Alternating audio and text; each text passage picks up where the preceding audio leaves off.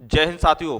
आज हम आपको मिलाते हैं एक ऐसे शख्स से जो आपकी तरह एक मध्यम परिवार से आते हैं और जिन्होंने आपकी तरह ही सरकारी स्कूल में पढ़ के अपनी शिक्षा प्राप्त की है।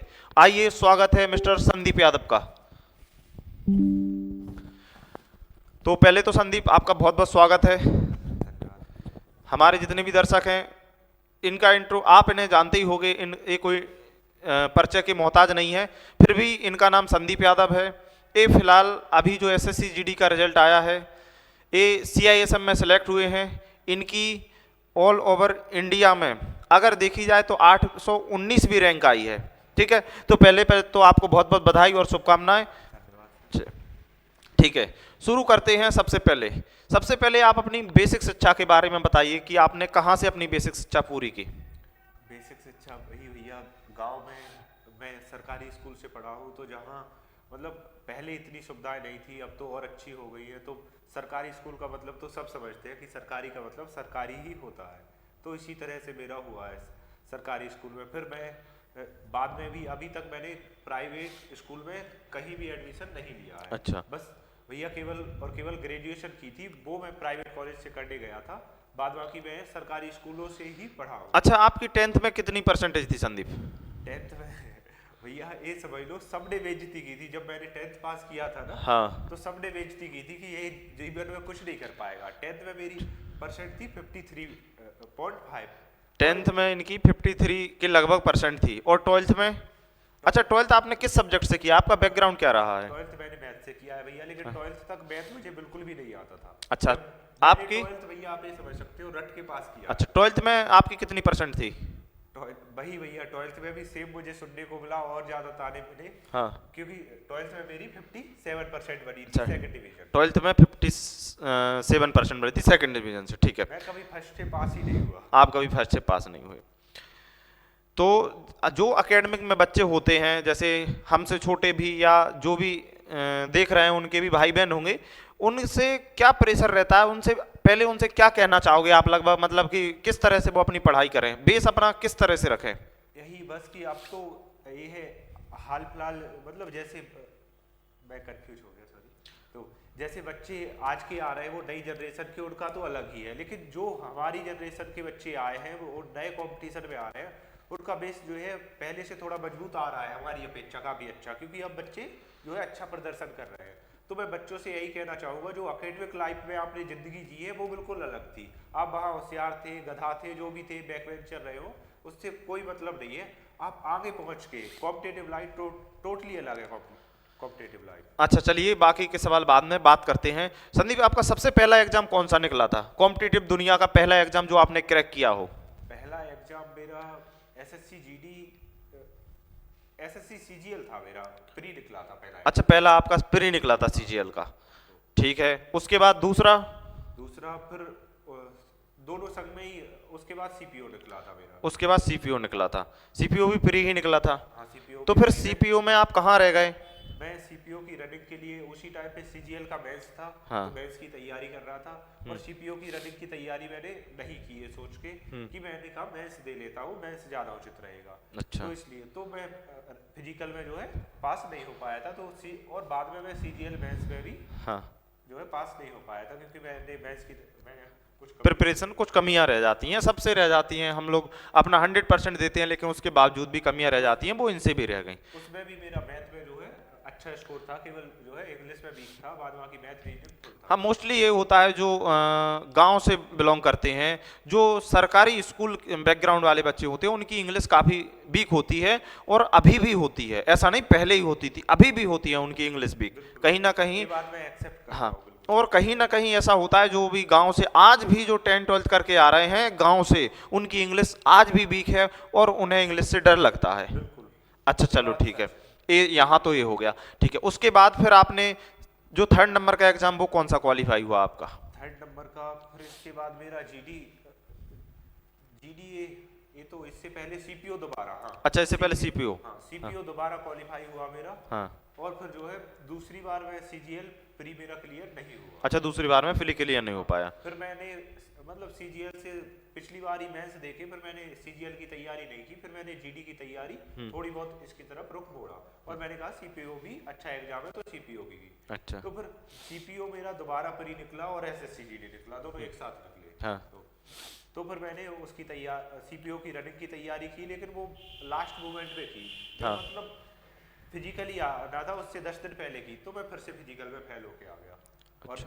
जीडी का फिजिकल देना मुझे उचित नहीं लगा। मैंने कहा कि मतलब जीडी में ये क्योंकि 2022 वाले की बात कर रहे हैं आप? अच्छा। तो मुझे फिजिकल देना उचित नहीं लगा, क्योंकि उसमें मुझे ऐसी उम्मीद थी कि मुझे जो है असम राइफल या बीएसएफ ऐसा कुछ मिलेगा, तो इसलिए मुझे वो उचित नहीं लगा। कि मैंने कहा जब इतना टाइम निकल ही चुका है हाँ। तो क्यों ना थोड़ा और मेहनत कर ली जाए और देखते हैं। अच्छा, फिर अभी लेटेस्ट में आपके कौन कौन से एग्जाम क्वालिफाई किए हैं आपने? लेटेस्ट में सबसे पहले मेरा एमपी प्लस हुआ। अच्छा, आपका एमपी प्लस क्वालिफाई हुआ। एमपी प्लस के बाद फिर उसके बाद फेस्ट ऑयल एग्जाम हुआ। फेस्ट ऑयल हुआ, ठीक है। फेस्ट ऑयल क्वालिफाई हुआ। हाँ। फिर उसके बाद एग्जाम उसके ही संग में अभी सीपीओ लेटेस्ट में। अच्छा, लेटेस्ट वाला सीपीओ। हाँ, हाँ। उसमें भी क्वालिफाई हुआ। और सीपीओ के बाद अभी ये अपना एसएससी जीडीए फाइनल हो गया। हाँ। और यूपी पुलिस। अच्छा, तो यूपी पुलिस अभी हुआ है, आपके यूपी पुलिस में कितने नंबर बन रहे हैं टोटल कुल मिला के? कुल मिला के मेरे 236-37 के। अच्छा, 236-37 बन रहे हैं। आप अदर स्टेट से बिलोंग करते हैं, लेकिन फिर भी आसानी से यूपी पुलिस में आपका हो जाएगा। जीडी में जो आपने 154.5 या 6 नंबर थे आपके, मायने रखते हैं, काफ़ी अच्छे नंबर थे। आप ऑल इंडिया में 819 भी रैंक लेके आए हैं। तो मोस्टली बच्चों के मन में ये रहता है कि स्ट्रेटेजी क्या होनी चाहिए पढ़ने की, क्या तरीके होने चाहिए पेपर को अटेंड करने के, क्या तरीके होने चाहिए कि आप 75 प्लस क्वेश्चन अटेंड कर पाओ, 75 प्लस क्वेश्चन अटेंड नहीं, 75 प्लस क्वेश्चन सही कर पाओ। उसके पीछे की क्या स्ट्रेटेजी रही आपकी? आपके संग में 4 क्वेश्चन है, मैं अलग अलग हाँ, ठीक है। हाँ। सबसे पहले तो ये कि स्ट्रेटजी से पहले आपका जो है बहुत जल्दी स्पीड मोड में आपका सिलेबस कंप्लीट होना चाहिए। अगर आप जैसे तैयारी कर रहे हो तो हाँ। सिलेबस कंप्लीट होना चाहिए। अच्छा, यानी आप अपना 100% तभी दे सकते हो जब आपका सिलेबस होगा। आप सिलेक्शन के नज़दीक तब जा सकते हो जब आपका सिलेबस कंप्लीट होगा। ये बात सच है। और अच्छा। अगर आपका कोई भी टॉपिक वीक है तो बिल्कुल आप सिलेक्शन से, क्योंकि मैंने देखा है मेरा भी वीक रहा है पहले, तो मैं भी सीजीएल जब बाहर हुआ हूँ तो वो इंग्लिश से तो मुझे समझ आया था बाद में कि क्या हुआ है। ठीक है, ये तो हो गया आपका सिलेबस कंप्लीट होना चाहिए। दूसरे क्वेश्चन का आंसर?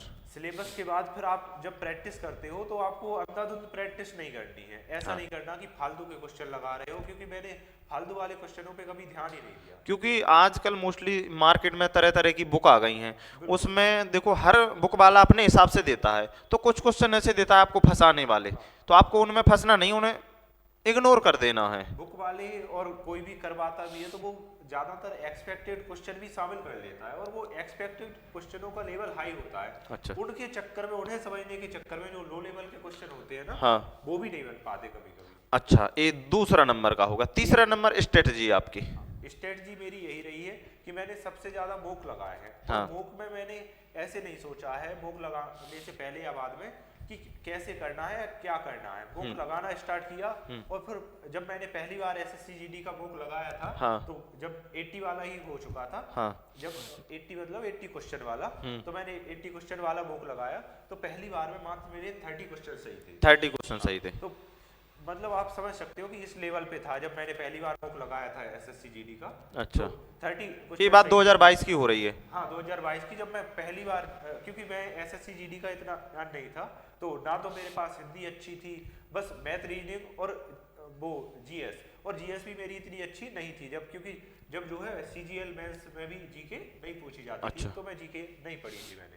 तो बस मैथ रीजनिंग का स्कोर ही बना, और उसी में से जो है मेरे कुछ क्वेश्चन गलत हो गए। और हाँ। कुछ गलत हो गए। तो वो 30 मुझे अच्छे से याद है, पहला मोक जो है मेरा 30 क्वेश्चन का था। अच्छा, पहला मुक आपका 30 क्वेश्चन था। फिर आप जैसे मुक लगाते हो, मुक लगाने के बाद छोड़ देते हो, क्या करते? मतलब मोस्टली बच्चे रहते हैं मुक लगाने के बाद रख दिया उसे और बुक उठाए और भिड़ गए अंधाधुंध फायरिंग करने के लिए।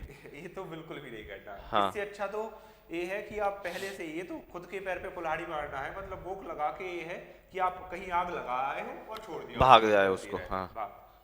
ऐसे नहीं करना है। बुक लगाया, इसका मतलब ये है चाहे छोटा बुक लगाओ या बड़ा, पूरा एनालाइज करना, अगर 1 घंटे का मॉक है तो उसका कम से कम 1 से 1.5 घंटे ही एनालाइज को देना, क्योंकि मैंने जब पहला मॉक लगाया फिर मैंने उसे समझा हाँ। कि इसमें मैंने गलती क्या की, और गलती समझने के बाद तुरंत बाद मैंने दूसरा मॉक लगाया, कि जैसे अगले दिन मैंने दूसरा मॉक लगाया तो मेरा तुरंत 45 क्वेश्चन बने थे उसमें, तो मुझे समझ आया कि मैंने गलती क्या की, और फिर वहाँ से मेरी जर्नी स्टार्ट होती है कि जो मैंने फिर इस लेवल पे इधर सोचा। वैसे मैं उसी के बारे में सोचता था CGL, लेकिन फिर मैंने इस लेवल पे सोचा। तो मेनली यही है कि आपको मॉक लगाना है तो एनालाइज बहुत अच्छे से करना है। अच्छा, मॉक लगाना है, रिसर्च करना है, चलो ये हो गया। अब कैसे कोई बच्चा 20 में से 20 ला सकता है मैथ्स में, उसके लिए क्या स्ट्रेटजी होनी चाहिए उसकी? उसके लिए सबसे पहले तो मैं ये कहूँगा कि पहले तो ये आप क्या जहाँ से पढ़ रहे हो, जो भी पढ़ रहे हो, क्या ऑथेंटिक है वो, कि ऐसा तो नहीं है आपको एक्सपेक्टेड के नाम पे ज़्यादा पढ़ाया जा रहा है। क्योंकि पढ़ना एक, जैसे एग्जाम्पल के लिए आप कोई बोतल मान सकते हो, अगर कोई बोतल में फुल पानी भरा है, आप तब भी उसमें पानी डाल रहे हो तो वो पानी उसमें नहीं जाएगा, फैलेगा। हाँ। तो इसी तरह से तो आप लिमिटेड चीज़ है, क्योंकि पढ़ने को ऐसे बहुत सारा सिलेबस है, लेकिन हाँ, पढ़ने को बहुत सारा सिलेबस मुझे है। कोई भी सब्जेक्ट, मेरे फुल भी मार्क्स है, CPO में 2 बार फुल मार्क्स आए मैथ रीजनिंग में, तो मैंने, जबकि मुझे ऐसा नहीं है कि मैथ्स फुल आता हो या रीजनिंग फुल आती हो, GK फुल, कुछ भी सब्जेक्ट फुल नहीं आता है मुझे, लेकिन बस यही है कि मेरी स्ट्रेटजी अच्छी रही है। वो स्ट्रेटजी मैंने ऐसे आलतू फालतू लोगों के चक्कर में नहीं लगा। हाँ, मतलब हमें जरूरत क्या है, क्या खाने से हमारा पेट भरे, ठीक है। अब ऐसा नहीं कि ज्यादा स्टोरेज हो जाए फिर उल्टी दस्त की तरह, ऐसा नहीं, कुपच हो जाए, कुपज है ना, इस तरह से नहीं, ठीक है। और मैंने एक ही, जैसे ऐसा नहीं है, मैंने एक ही सब्जेक्ट को नहीं कि एक ही चीज बार बार देख रहे हो आप, कि जैसे एक ही खाना खा रहे हो, नुकसान होगा, स्वाभाविक सी बात है, तो सबको साथ लेके चला मैं। कई बच्चे क्या करते हैं कि अकेला मैथ ले लिया, अकेली GK पहले से कंप्लीट, तो ऐसा नहीं, मैं सबको साथ लेके चला।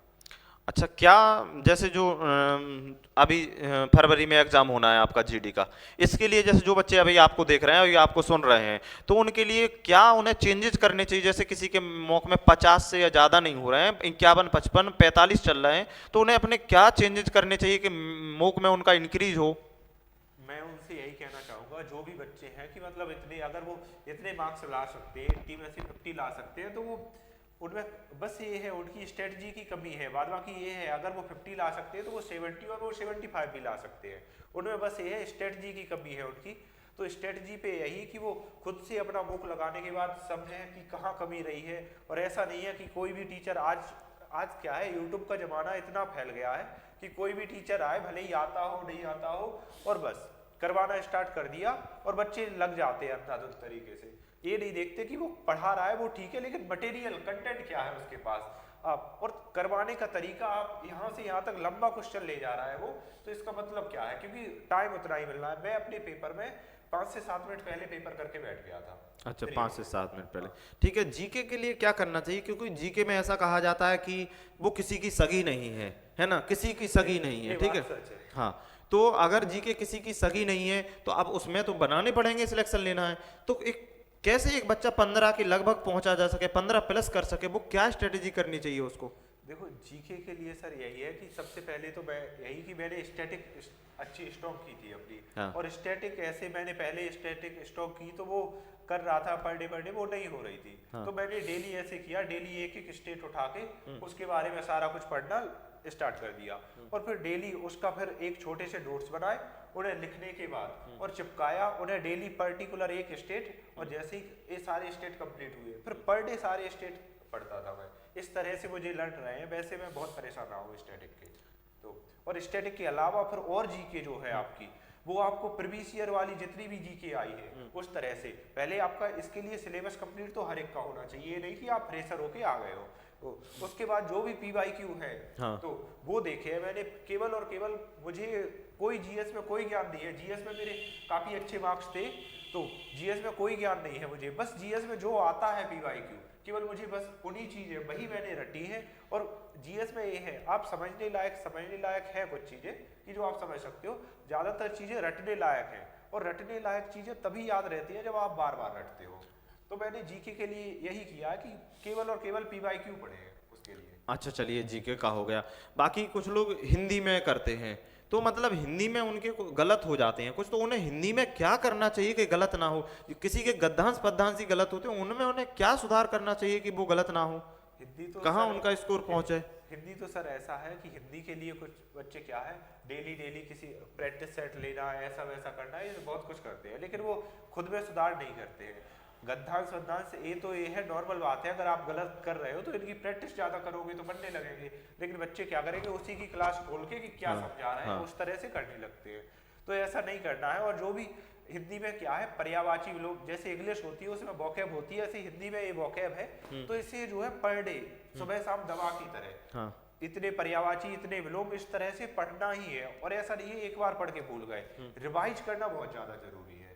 तो 6 दिन पढ़ो, 7वें दिन पूरा जितना पढ़ा है 7वें दिन, ऐसा नहीं है बच्चे बोलते हैं छुट्टी करना कि एक दिन तो छुट्टी करनी चाहिए, जबकि ऐसा कहीं नहीं लिखा कि छुट्टी करनी चाहिए। लिखा भी हो तो जरूरी नहीं है कि मानना चाहिए बच्चों को, क्योंकि आज का समय वो आ गया सर कि आप छुट्टी करते हो, अच्छा। इसका मतलब पीछे जा रहे हो आप। अच्छा चलो ठीक है, आपने सिलेक्शन भी ले लिया, आपकी जॉब भी हो गई, आपने मोस्टली पेपर भी क्वालिफाई किए हैं बहुत सारे, ऐसा नहीं है कि कोई एक पेपर, आपने बहुत सारे एग्जाम भी क्वालिफाई किए हैं। तो कभी ऐसी सिचुएशन आई हो जब लगा हो कि नहीं अब रहने देना चाहिए, अब तैयारी बंद करनी चाहिए, घर से ऐसा प्रेशर, कोई ऐसा सिचुएशन आई हो आपके सामने? हाँ ऐसा, ये बिल्कुल, मैं ये बहुत अच्छी बात पूछी है। और आपने ये, मुझे जैसे ही मैं सीजीएल का मेंस दे के आया था तो फिर मुझे लगा कि गिव अप कर देना चाहिए मुझे, फिर मेरा मन बिल्कुल बदल गया था। ये समझ जो मैं लगभग 5 से 10 डेज तक कोई बुक से कोई लेना देना नहीं रहा था मेरा मुझे ऐसा लगा कि मतलब दुनिया बदल चुकी थी मेरी, कुल मिला के ये है। फिर मैंने नए सिरे से, जब नए सिरे से कैसे स्टार्टिंग हुई कि मैंने इधर उधर देखा, लोगों को लाइब्रेरी में देखा अगल बगल। उससे पहले मैंने जो है लाइब्रेरी भी ज्वाइन नहीं की थी। फिर वही सीजीएल मेंस में फेल होने के बाद फिर मैंने लाइब्रेरी की तरफ बढ़ा और लाइब्रेरी में देखा तो अगल बगल फिर मेरा मन लगने लगा। अच्छा, क्या लाइब्रेरी सिलेक्शन में अहमियत रखती है अपनी कुछ? हाँ मेरा ये मानना है, अगर आप अकेले हो, वैसे अगर आपका 4 लोगों का ग्रुप है और वो भी ग्रुप किसी की गाइडेंस में है तो आपको लाइब्रेरी ज्वाइन करने की जरूरत नहीं है। और अगर आपका ग्रुप नहीं है, आप अकेले हो, तो बिल्कुल आपको लाइब्रेरी ज्वाइन करने की जरूरत है। ऐसा बोलते हैं कि नहीं हम तो अकेले भी पढ़ लेते हैं, वो जब लाइब्रेरी में जाते हैं 1 महीना बिताते हैं तब पता चलता है एक्चुअल में कि मैं क्या कर रहा था और यहाँ क्या हो रहा। अच्छा चलो ये ठीक है, आपका ये भी हो गया। अब जैसे आपने कभी जीएस ऑफलाइन में या ऑनलाइन में किसी टीचर से पढ़ी हो? नहीं, जीएस का मैं यही कहूँगा, जीएस जो है मैंने किसी टीचर से, हाँ पॉलिटी जरूर मैंने खान सर से पढ़ी थी। अच्छा, पॉलिटी आपने खान सर से ऑनलाइन पढ़ी? पढ़ी थी मैंने। हाँ। उसके अलावा मैंने जीएस में कोई भी सब्जेक्ट किसी भी टीचर से नहीं पढ़ा। हाँ। मैंने क्या किया, लूसेंट उठाई और उससे लूसेंट को 1-2 बार याद नहीं की मैंने, केवल पढ़ना स्टार्ट किया। उससे मेरी क्या है, समझने की शक्ति बढ़ गई थी कि ऐसा, मतलब पता चल गया था कि हाँ इस नाम का भी कुछ होता है, बस ये पता नहीं है क्या है, होता है। चलो ठीक है, ये हो गया आपने। बाकी मैथ्स के बारे में, मैथ्स आपका मतलब अच्छे बच्चों का भी अच्छा रिस्पॉन्स है कि अच्छा है, मैथ्स से क्या कहेंगे आप? मैथ्स का तो सर मैं बिल्कुल आपकी तरफ ही रुख मोड़ूंगा, क्योंकि मैथ्स मैंने जो कुछ भी मैं बता रहा हूँ 12th तक जो है मैं बिल्कुल मैथ रट्टा मार के पास हुआ हूँ। हाँ। फिर उसके बाद जब से फिर आपसे पढ़ा, फिर धीमे धीमे टाइम निकला, मैंने प्रैक्टिस की, तो आप जो चैप्टर वाइज टेस्ट लगवाते थे उनमें अच्छा स्कोर किया, तो फिर बाद में फिर आप जो लर्न करवाते हो कि आपको स्क्वायर याद करने हैं, आपने जो 30 तक ये दिए थे, तो ये बहुत हेल्प करते हैं। और जो आप उसके अलावा भी जो है आपने जो आप फॉर्मूले लिखवाते हो ना, ये अभी भी है मेरे साथ कि जो भी फॉर्मूले लिखे हैं ना, हाँ। एक कॉपी पे लिखे हैं मेरे पास। हाँ। और वो कॉपी जैसे जैसे लिखवाते थे मैं लिखता जाता था, फिर एक चैप्टर के पूरे फॉर्मूले एक साथ लिखता था। हाँ। तो ये मैंने, ये समझ लो मेरे पास मैथ के सारे फॉर्मूले लिखे हैं लाइन से। अच्छा, और मैं ऐसा नहीं था कि मैंने मैथ्स के सारे फॉर्मूले लिखे हैं आपके पास? अच्छा, ऐसा और नहीं था और कि मैंने कभी आप भी इससे पिटे हो? हाँ ये बात सच है। अच्छा, आप भी इससे पिटे हो? चलिए, ये और बहुत पुराना है सर। ये पुराना है, आप भी इससे पिट चुके हो। चलिए, ये भी इससे पिट चुके हैं। मैथ्स के लिए मैं यही कहूंगा कि आप जैसे करवाते हो लर्न, तो वो ऐसे पहले क्या करता था मैं एक दिन करके और फिर छोड़ दिया। हाँ। जबकि ऐसा नहीं, फिर मुझे बाद में समझ आया कि इन्हें पर डे ही, तो मैथ्स के फॉर्मूले जो है शाम सुबह स्क्वायर भी पहले याद हो जाते फिर भूल जाते, तो शाम हाँ। सुबह पर डे देखता था मैं। अच्छा, शाम सुबह आप पर डे देखते थे, ठीक है। और जो भी नए बच्चे उनसे क्या कहना चाहोगे आप? नए बच्चों से यही कि अपनी स्ट्रेटजी अच्छी रखें और प्रत्येक सब्जेक्ट के, ऐसा नहीं है कि कोई भी सब्जेक्ट आपको परेशान कर रहा है, हाँ। उसके शॉर्ट नोट्स बनाएं। हाँ। कि जैसे मैथ है उसके कुछ भी आपको परेशान कर रहा है कोई टॉपिक, उसके छोटे नोट्स बनाएं। और पर्टिकुलर सब्जेक्ट, आपको हर एक सब्जेक्ट का शॉर्ट नोट्स होना ही चाहिए, ये बिल्कुल कंपलसरी है। अच्छा। हिंदी हो, मैथ हो, रीजनिंग हो, जीके हो, शॉर्ट नोट्स हो ही। और वो शॉर्ट नोट्स इतना पतला हो कि 4-5 पेज में वो पूरा खत्म हो जाए, जीके छोड़ के, और जो भी 4-5 पेज में खत्म हो जाए। जीके का भी जैसे पॉलिटी या हिस्ट्री एक जो 5 पेज में खत्म हो जाए, ऐसे बना के फिर उनका मैं पेपर से पहले और हफ्ता में 1-2 बार देखता रहता था। चलिए, आपका बहुत बहुत धन्यवाद जो आपने हमारे बच्चों को एक थोड़ी गाइडेंस दी, और आपको बहुत बहुत बधाई, बहुत बहुत शुभकामनाएं, आपके उज्जवल भविष्य की कामनाएं। ठीक है, बाकी जाते जाते कुछ ऐसा कहना चाहते हो जो आपको कहना चाहते हो लेकिन हमने नहीं पूछा हो, तो आप वो भी बोल सकते हैं। मैं बस यही कहना चाहता हूँ कि जो भी बच्चे हैं, बच्चे क्या है घबराते रहते हैं कि होगा या नहीं होगा, होगा या नहीं होगा, इसकी वजह जुट जाओ, क्योंकि जिनका सिलेक्शन हुआ है वो भी आप जैसे ही है, तो मैं भी आप जैसा ही हूँ, मेरी रैंक आई है तब भी मैं आप जैसा ही हूँ, पहले भी आप जैसा था, अब भी आप जैसा हो, तो अगर मैं कर सकता हूँ तो आप भी कर सकते हो। बस फर्क इतना है कि कहाँ से गाइडेंस कैसा है आपका, आप किससे पढ़ रहे हो, क्या पढ़ रहे हो, क्या पढ़ रहे हो वो सही है, बस इस पे ध्यान देना है कि क्या पढ़ रहे हो वो सही है, आपको बुक लगाते रहना है और एनालाइज, सिलेक्शन ले जाएगा जो बुक लगाएगा। देखिए, आज जो यहाँ खड़े हैं, कल जो वहाँ बैठते थे, ऐसे ही आज आप वहाँ बैठते हो तो कल आप भी यहाँ खड़े हो सकते हो।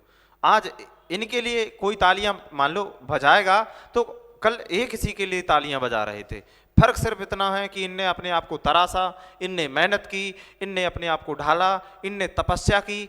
अच्छा, इनके बारे में एक और खास चीज बता देना चाहते हैं, इनके फोन में 6-6 महीने रिचार्ज नहीं रहता है। इनके फोन में 6-6 महीने रिचार्ज नहीं रहता है, वाईफाई लगा हुआ है उसी को लाइब्रेरी में, और यहाँ वाईफाई का यूज करते हैं। और इन्होंने रिश्तेदारों से इतनी दूरी बनाई थी, ये हकीकत है और ये बताना आज जरूरी हो गया है कि ये अपना फोन बंद ही रखते थे हमेशा। हाँ भैया, इस बात से परेशानी भी होती थी मुझे कि कोई बोलता था आप तो कॉल ही नहीं करती, और वो मेरा फोन हमेशा बंद रहता था। हाँ, हमेशा। इनका फोन हमेशा बंद रहता था। हालांकि मुझे भी जब कॉल करना होता था तो मैसेज छोड़ना पड़ता था सामने वाले के लिए कि अब बाहर खड़े हैं, कभी मान लो कहीं कोई बात अर्जेंट करनी है तो व्हाट्सएप पर भी नहीं, टेक्स्ट मैसेज छोड़ना होता था, पता नहीं क्या कर लेते हैं फोन में। तो इस तरह से हालांकि आज वो चीज़ें दिख रही हैं, उसके नतीजे आज दिखाई दे रहे हैं, आप लोगों के सामने हैं। तो आपको दुनिया से कनेक्शन थोड़ा दूर करना पड़ेगा, सोशल मीडिया से। आज के टाइम में सोशल मीडिया बहुत हावी हो रहा है बच्चों को, तो आपको अगर कुछ करना है जिंदगी में तो अपने आप को थोड़ा अलग रखना पड़ेगा। एकांत, तपस्या। पिछले जमाने में तपस्या करने से भगवान मिलते थे, और आज वही तपस्या से सरकारी नौकरी। और सरकारी नौकरी भी भगवान से, लोग भगवान समझते हैं सरकारी नौकरी को। मैंने देखा है जो लोग इज्जत क्या, जो लोग बोलते भी नहीं थे, तिरछे होकर निकल जाते थे, आज उन्हीं लोगों को मैंने भाई भाई बोलते हुए देखा है कि भाई 2 मिनट, भाई सुन तो लो, इस तरह से। जबकि है कुछ नहीं, वही मैं हूँ, मैं कोई चेंज नहीं हुआ, लेकिन लोगों का बिहेवियर, ये जॉब बहुत मायने रखती है सर।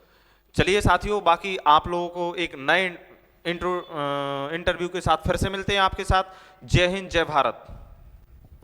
आपको अगर ये अच्छा लगे तो इसको शेयर जरूर करें, चैनल को सब्सक्राइब करें, ठीक है, और कमेंट बॉक्स में अपनी राय जरूर दें।